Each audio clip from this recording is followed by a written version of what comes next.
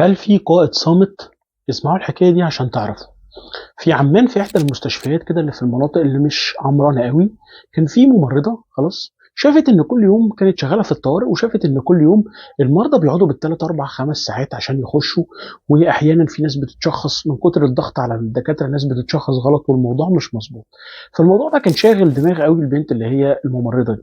قعدت تفكر أنا إزاي ممكن أحل القصة دي.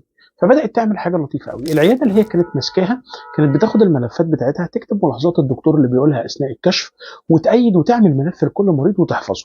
تمام. فضلت تعمل الموضوع ده لفترة طويلة، لحد ما فوجئوا بعد كده ان بقى الموضوع اسهل بكتير. بقت الناس بدل ما كانت بتيجي تقعد فتره طويله، بدات الموضوع يتنظم شويه. بقى معروف ان الحالات اللي عندها حاجات كريتيكال بقوا يرجعوا للملف بتاعها، فبقت تخش الاول، فما بقتش تقعد تنتظر فترات طويله. بدات تنظم مواعيد المرضى، في ان الناس لما بدل ما هي بتيجي على طول، ان تقدر هي ترتب الموضوع ده بينها وبين الريسبشن الموجود، بحيث ان هم يعملوا ترتيب للحالات اللي ممكن تخش الاول والحالات اللي تخش بعديها. فده قلل ساعات الانتظار من 7 ساعات الى 4 ساعات. بدأ الموضوع يتطور بشكل كويس قوي، لحد ما إدارة المستشفى بدأت تاخد بالها.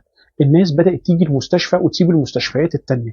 فبدأت المديرين تبص هو ايه اللي حصل، وايه الوضع اللي حصل. وبدأوا يحسوا ان الدكاترة ما بقوش مضغوطين زي الأول، والوضع ما بقاش زي الأول. فسألوا مين اللي عمل كده، فقالوا ان الممرضة دي هي اللي عملت كده. المهم هم كانوا معجبين جدا برضه، وطلبوا منها انها تمسك قسم الطوارئ، لكن هي رفضت وقالت ان هي مبسوطه بالشغلانه اللي هي بتعملها دي. زائد ان هي علمت كل زمايلها اللي شغالين في العيادات او في الاماكن اللي جنبها مع الدكاتره في الطوارئ، علمتهم ان هم ايه، ان هم يعملوا نفس الملفات اللي هي بتعملها عشان يسهلوا دخول وخروج المرضى. اللطيف في القصه ان هو بعد كده حصل حفله، واتكرمت المستشفى دي انها احسن مستشفى في الحي. واللطيف ان هي كانت قاعده في اخر صف، وكانت مبسوطه جدا باللي بيحصل ده، وكانت سعيده من غير ما يحصل لها اي ابريشيشن، غير ابريشيشن جوه المستشفى بس. لكن في الاخر هي عملت دور القياده، وهي ممرضه في الطوارئ، مع ان هي ايه، صامته، محدش شافها، او محدش عرف حتى اسم مين اللي عمل كده. الخلاصه ان انت ممكن تزرع التغيير ده، وتقدر تعمل التغيير ده حتى لو مكانك مش كبير جوه الشركه.